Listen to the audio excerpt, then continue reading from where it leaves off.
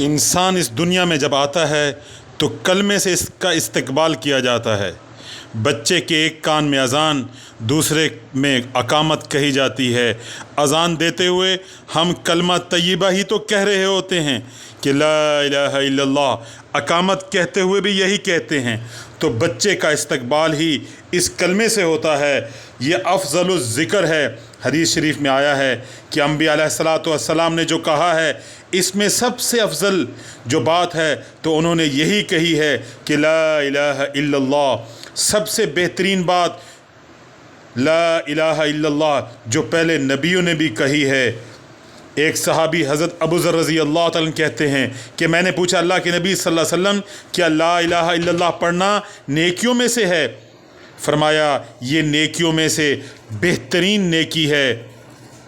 حدیث شریف میں آیا ہے کہ ایمان کے 70 سے زیادہ شعبے ہیں، ان میں سب سے اعلیٰ لا الہ الا اللہ کی گواہی دینا ہے، سب سے ادنا راستے سے تکلیف دہ چیز کو ہٹانا ہے۔ یہ کلمہ جس سے گردن عذاب سے نجات پاتی ہیں۔ آپ صلی اللہ علیہ وسلم نے ارشاد فرمایا جس نے صبح کے وقت یہ کلمہ پڑھا، اسماعیل علیہ الصلاۃ والسلام کی اولاد میں سے 10 غلاموں کو آزاد کرنے کا ثواب اس کو عطا کیا جاتا ہے۔ اس کے پڑھنے سے ایمان تازہ ہوتا ہے، ایمان کی تجدید ہوتی ہے۔ صحابہ رضی اللہ تعالیٰ نے عرض کیا کہ ہم ایمان کی تجدید کیسے کریں؟ فرمایا لا الہ الا اللہ کی کثرت کیا کرو، اس سے ایمان کی تجدید ہوتی ہے۔ یہ وہ کلمہ ہے جو بندے اور اللہ کے درمیان جتنے بھی حجاب ہیں اس کو ہٹا دیتا ہے۔ جب انسان اس کلمے کو پڑھتا ہے تو اللہ تعالیٰ اس سے پڑھنے والے کی تصدیق کرتے ہیں۔ یہ عجیب چیز ہے کہ ہم کوئی کلام اپنی زبان سے نکالیں اور اللہ تعالیٰ کی طرف سے اس کا جواب آئے۔ ذرا سوچیں کسی بات پر محبوب کی طرف سے پیغام آ جائے کہ محب کے لیے کیا مزہ ہوتا ہے۔ حضرت ابو ہریرہ رضی اللہ تعالیٰ عنہ روایت کرتے ہیں کہ نبی کریم صلی اللہ علیہ وسلم نے ارشاد فرمایا جب کوئی بندہ کلمہ پڑھتا ہے اللہ جواب میں یہ الفاظ کہتے ہیں ہاں میں ہی ہوں جو عبادت کے لائق ہوں، مجھ سے بڑا کوئی نہیں۔ جو بندہ یہ کلمہ پڑھتا ہے اللہ رب العزت اس کو پیار سے دیکھتے ہیں، محبت سے دیکھتے ہیں۔ ذرا سوچیں تو صحیح، بچہ جب چھوٹا ہوتا ہے تو وہ کئی دفعہ کوئی بات کر دیتا ہے تو ماں باپ اسے بڑی محبت سے دیکھتے ہیں۔ یہ کلمہ ایسی عبادت ہے جب جو بندہ بھی پڑھتا ہے اللہ تعالیٰ اس بندے کو محبت کی نظر سے دیکھتے ہیں۔ حدیث شریف میں آیا ہے کہ جس بندے نے یہ کلمہ اخلاص کے ساتھ پڑھا جو زمین میں پڑھنے والا ہوتا ہے اللہ رب العزت اس کی طرف محبت کی نظر کرتے ہیں۔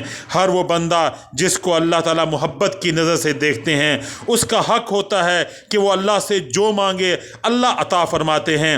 چنانچہ اس کلمے کو پڑھنے سے سارے کے سارے گناہ دھل جاتے ہیں۔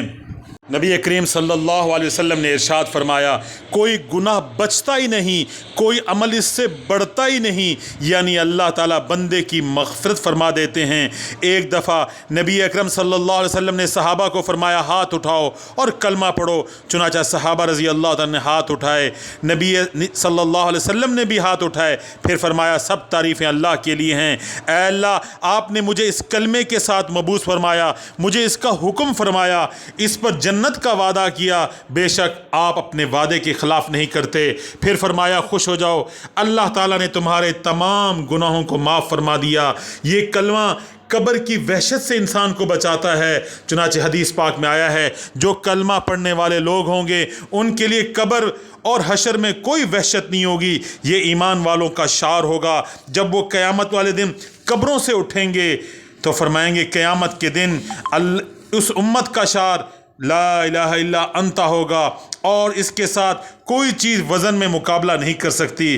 چنانچہ حضرت موسیٰ علیہ الصلاۃ والسلام نے کہا اے اللہ مجھے وہ چیز دے دیں جو پڑھنے میں خاص ہو۔ فرمایا لا الہ الا اللہ پڑھو۔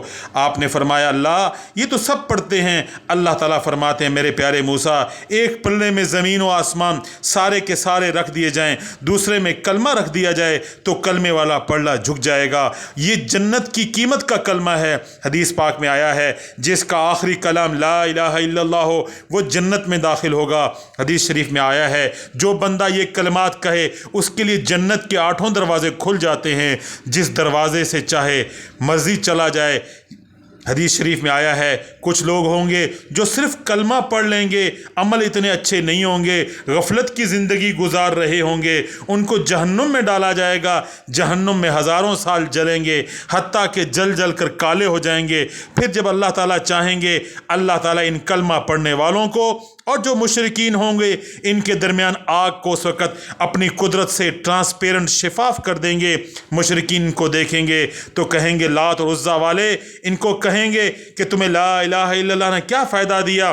تو ہم تو لات عزا کی عبادت کرتے تھے، ہم تو جل رہے ہیں، تمہیں تمہارے کلمے نے کوئی فائدہ نہ دیا، تم بھی جل رہے ہو۔ اللہ رب العزت کو جلال آئے گا، اللہ تعالیٰ ان کو جہنم سے نکال کر جنت میں داخلہ فرمائیں گے۔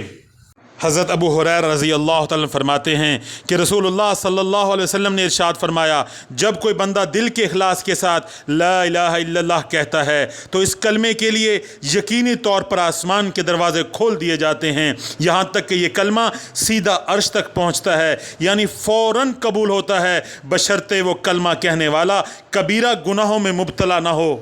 حضرت ابو ہریرہ رضی اللہ عنہ سے روایت ہے کہ رسول اللہ صلی اللہ علیہ وسلم نے ارشاد فرمایا، جس نے لا الہ الا اللہ کہا اس کو یہ کلمہ ایک دن ضرور فائدہ دے گا، نجات دے گا، اگرچہ اس کو کچھ نہ کچھ سزا بھگتنی پڑے گی۔